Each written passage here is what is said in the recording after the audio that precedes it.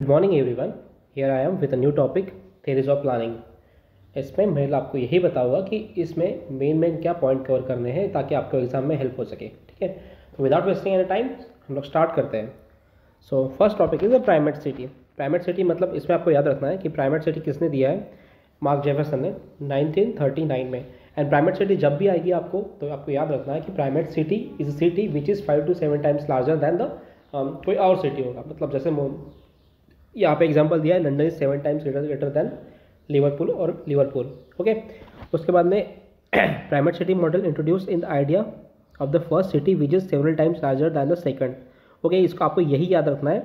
Okay, that set. उसके बाद में है rank size rule. Rank size rule में क्या होता है, the concept of rank size settlement system was suggested by Jos किंगले। आपको ये लिख के रखना है कहीं पे कि आपको रैंक साइज सेटलमेंट किसने दिया है, जॉस किंगले। आपको मैक्सिमम पेयर आ सकता है। ठीक है, तो जॉस किंगले ZIPF इन 1949, उसके अंदर क्या दिया है, the rule predict that if settlements in the country are ranked by the population size then the population of a settlement rank n will be 1/10 of the size of the largest settlement. मतलब suppose देखो, अगर उस town की maximum population 1000 है, 1000 मतलब example के लिए पकड़ो, उस टाउन की मैक्सिमम पॉपुलेशन 1000 है और वह सिटी टॉप में आती है, तो उस सिटी से फोर्थ सिटी के रैंक बताओ। तो फोर्थ सिटी की रैंक क्या आएगी, 1/n। समझ रहे हो ना आप? तो 1/4 मल्टीप्लाइड बाय 1000 वो कितना आएगा, 250। समझ रहे हो, ऐसा ही होता है ये। आपको याद रखना है कि उस सिटी के रैंक कैसे निकलते हैं। तो रैंक साइज में आपको इतना ही याद रखना है अकॉर्डिंग टू। एग्जाम्पल समझ में आ गया ना आप लोग को, बस उतना ही याद रखना है। और यहाँ पे जो दिया है, the rule predict that if the settlement in the country are ranked by the population size the population settlement rank n will be the 1/10 of the size of the largest settlement. Example में दिया हो, आपको समझ में आ गया ऐसा मुझे लगता है। ठीक है, according to the rank size rule there should be a larger number of small cities than bigger cities. देखो, एक सिटी बड़ी होती है, उसके आजू बाजू जो छोटी सिटियाँ होती है वो स्मॉलर ही होती है। तो ऐसा कभी नहीं होता है कि एक सिटी जैसे सब मतलब मुंबई पूना सब चिपक चिपक एक दूसरे को, ऐसे तो नहीं होगा ना। एक बड़ी सिटी रहेगी, उसके बाद में उसके पास पास में स्मॉल सिटी रहेगी, फिर दूसरी एक बड़ी सिटी रहेगी, इस टाइप से रहेगा। तो यहाँ पे ये बताया गया है। चार्ट समझ लीजिए जगह समझ में आता है तो, अदरवाइज़ कोई मीनिंग नहीं है इसका। तो सिंपल दिया है इन लोगों ने पॉपुलेशन और उसका रैंक साइज़ के हिसाब से, तो उसमें एग्जाम नहीं आएगा, एग्जाम्पल में नहीं आएगा। उसके बाद में नेक्स्ट देखते हैं हम लोग क्रिस्टलर सेंट्रल प्लेस थ्योरी।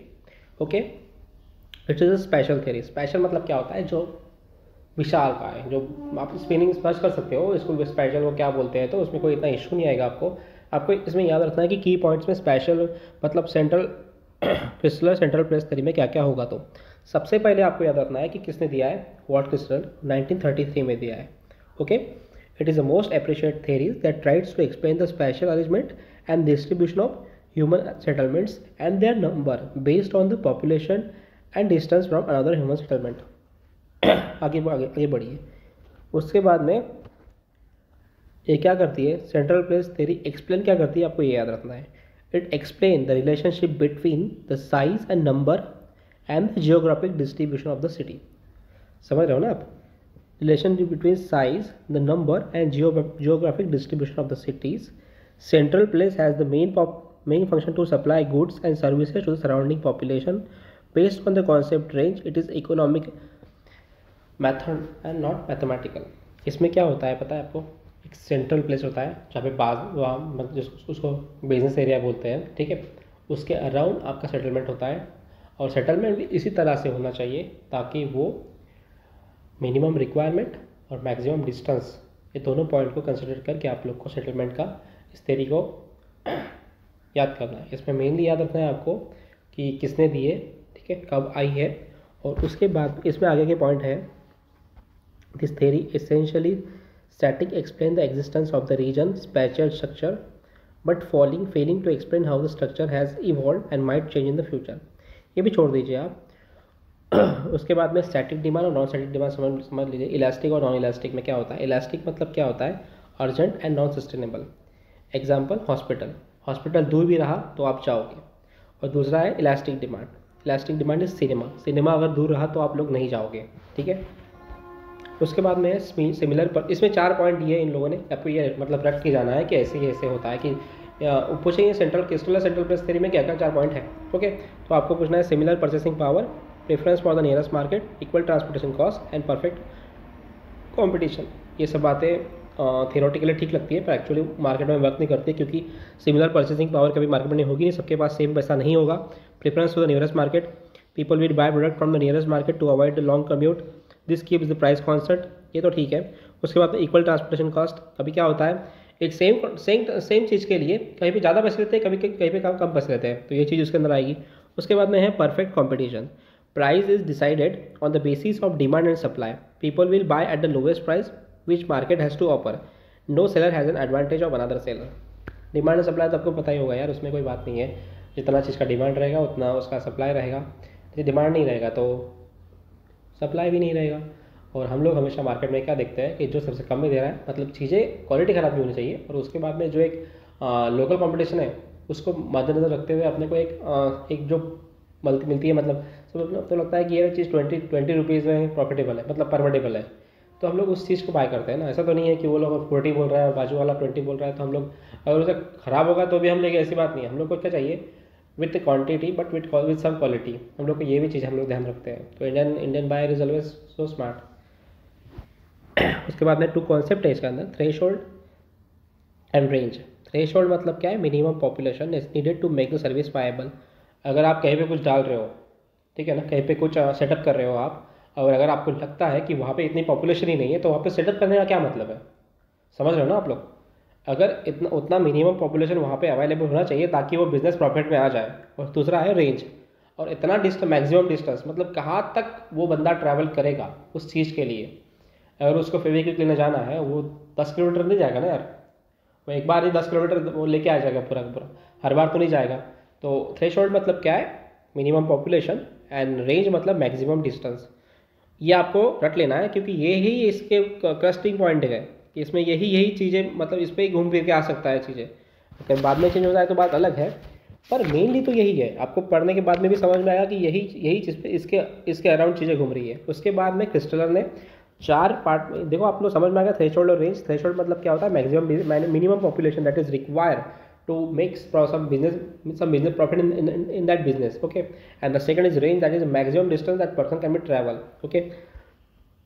उसके बाद में देखो क्रिस्टलर ने 4 पार्ट में कर दिया है इसको डिवाइड।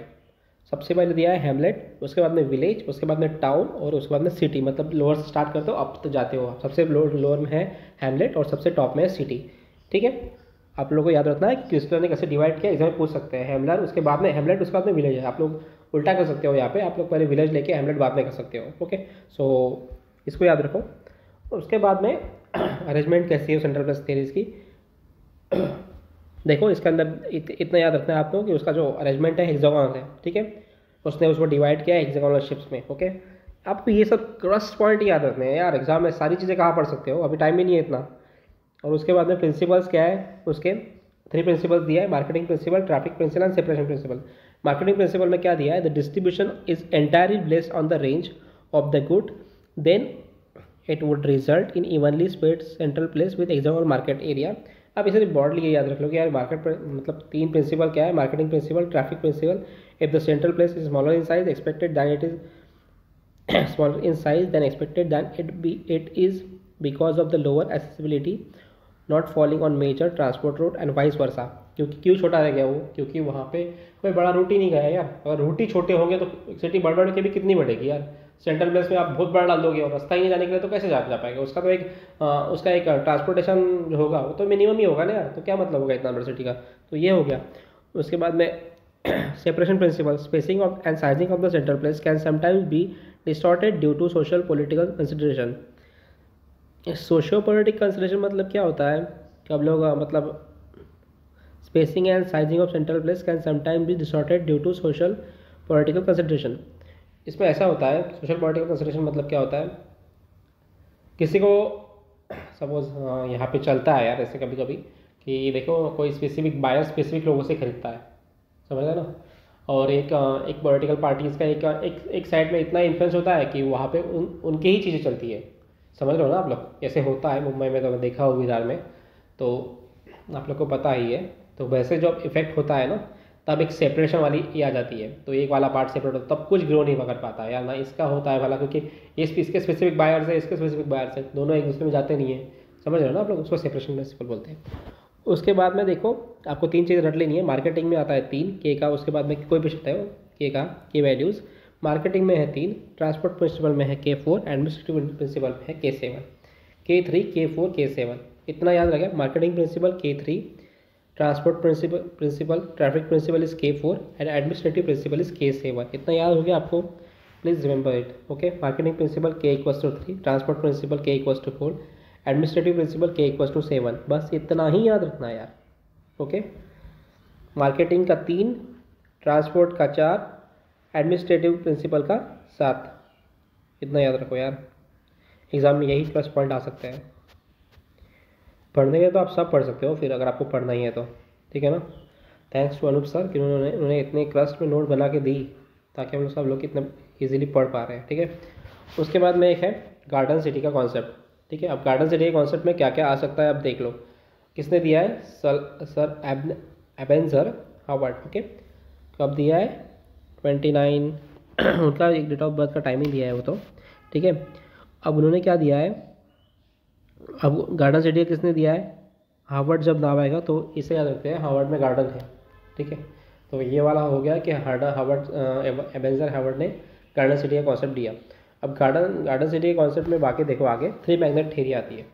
अब 3 मैग्नेट थ्योरी क्या होती है? 3 मैग्नेट थ्योरी में Eben Howard's garden city idea incorporated in landscape architecture concept with is social economic and regional planning concept. Landscape वाला देखो एग्जाम में आ सकता है कि लैंडस्केप, जब यहाँ पे लैंडस्केप वाला वर्ड आ जाएगा ना तब 3 मैग्नेट थ्योरी और गार्डन वाली चीज़ें याद रखना, ठीक है। उसके बाद देखो the 3 magnets diagram make 3 points: town life, country life and town and country life. मतलब टाउन मतलब यहाँ पे होता है सिटी, कंट्री मतलब होता है village, and town and country में क्या होता है पता है? टाउन की कुछ अच्छी चीज़ें और विलेज की कुछ अच्छी चीज़ें ऐड करके जब बनता है कुछ तो उसको कंट्री टाउन प्लानिंग बोलते हैं, टाउन एंड कंट्री प्लानिंग बोलते हैं, ठीक है। तो 3 चीज़ें मैंने मिला दी है तो उसका ये हो गया, ठीक है। उसके बाद में आप देखो how cities were suppose to be develop as per garden city movement. Sir Ebenezer Howard Garden City movement was one of the first inspiration for modern city urban planning. The Garden City is a place that acts as community where the people from different walks of life can live, work in harmony. The concept originated from the book Sir Ebenezer Howard early 1900. Important for Howard to spread his ideas, and the Garden City movement was way long doing it. He wanted people to move out of the cities into a new type of community he called as Garden City. अब इसको याद रखो, garden city is an ideal type of settlement of urban design, ideal type of settlement of urban design that has been created using the holistic approach and planning and architecture. Garden city is a place where people live, work and play. The distinct characteristics of garden cities is green space and public amenities. Next paragraph is very much important. You have to remember every single thing in this chapter. Paragraph. In ideal garden city compact town of 6,000 acres, 5,000 देखो 6,000 एकड़ का इसका अंदर एक town होता है, मतलब एक एरिया रिजर्व करते हैं 6,000 एकड़ का, उसमें से 5,000 सिर्फ एग्रीकल्चर के लिए रिजर्व होता है, ठीक है। It accommodates maximum population of 32,000. There are parks and private lawns everywhere. Also the roads are wide ranging from 120 to 420 feet. The ground avenue radial road होते हैं रैदर देन लीनियर, ओके। उसके बाद में देखो local community also participate in decision making regarding the development. As we can see in the diagram, there is a central park containing a public building surrounded by shopping street, which are further surrounded by dwelling unit in all directions. The outer circle contains factories and industries. Railroad bypass the town, meeting in the town at a tangent. After a garden city, देखो इसमें 3 चीज़ें आपको मैं बोला, 6,000 का area reserve होता है, उसमें से 5,000 वाला जो एरिया होता है वो एग्रीकल्चर के लिए रिजर्व होता है, ठीक है। 1,000 में लोग रहते हैं, पॉपुलेशन कितनी होती है 32,000. रोड कितने वाइड होते हैं 120 से 420 फीट, रेडियल टाइप के होते हैं, ओके। उसके बाद में after a city reaches to target population a new interconnected not can be develop, ठीक है ना। एक सिटी एक पर्टिकुलर मतलब पॉपुलेशन रेंज पे पहुंच जाएगी तो एक new city can be developed with interconnected not, ठीक है। A garden city is build up and its population has reached 32,000. How will it grow? It will grow by establishing another city. मतलब एक city की 32,000 population हो गई, फिर interconnected not डालेंगे, उसके बाद जो मैं नई सिटी डेवलप करेंगे, समझ रहे हो आप लोग? ओके, उसके बाद में देख, there will be a cluster of cities to group around a city, central city.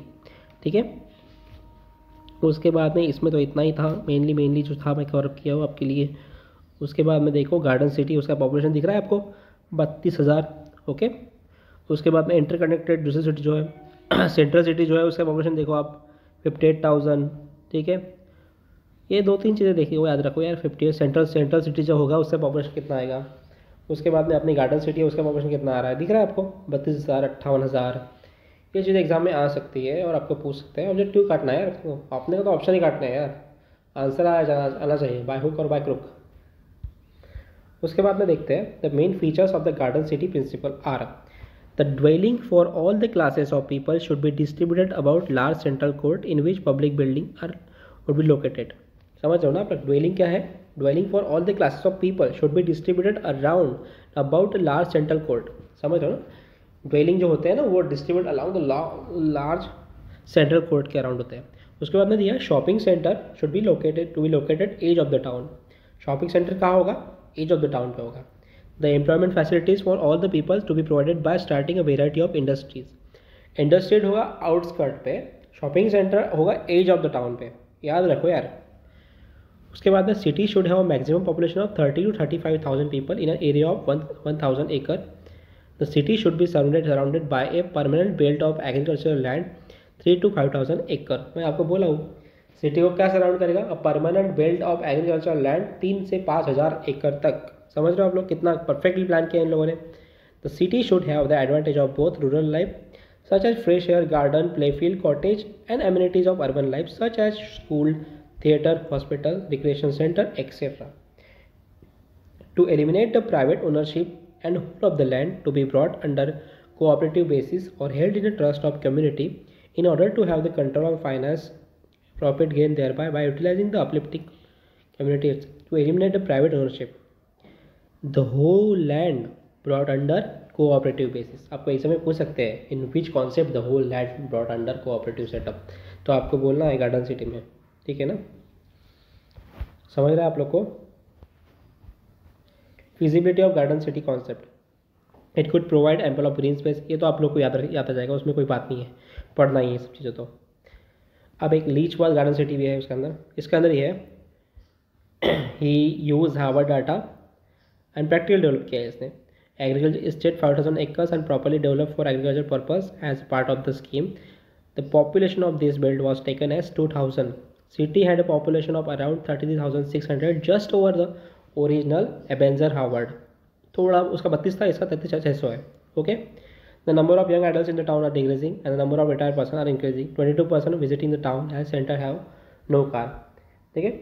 उसके बाद ये देखो, ये मेनली इसमें आपको मैं प्लस पॉइंट बता दिया हूँ इससे क्या है। जब पढ़ोगे तो आपको समझ में आ जाएगा यार, बट मैं ये वीडियो सिर्फ इसीलिए बना रहा हूँ कि आपको, मैं भी पढ़ लिया हूँ यार, तो थोड़ा अगर शेयर कर दूंगा आपको तो आपको थोड़ा वो समझ में आ जाएगा कि बेसिक कॉन्सेप्ट क्या है। तो नहीं भी करो, नहीं भी पढ़ोगे तो वीडियो देख लोगे तो क्या ऑब्जेक्टिव तो कट जाएगा ना यार। आपको ऑब्जेक्टिव में दो दिन निकालने हैं ना यार, ये दो ही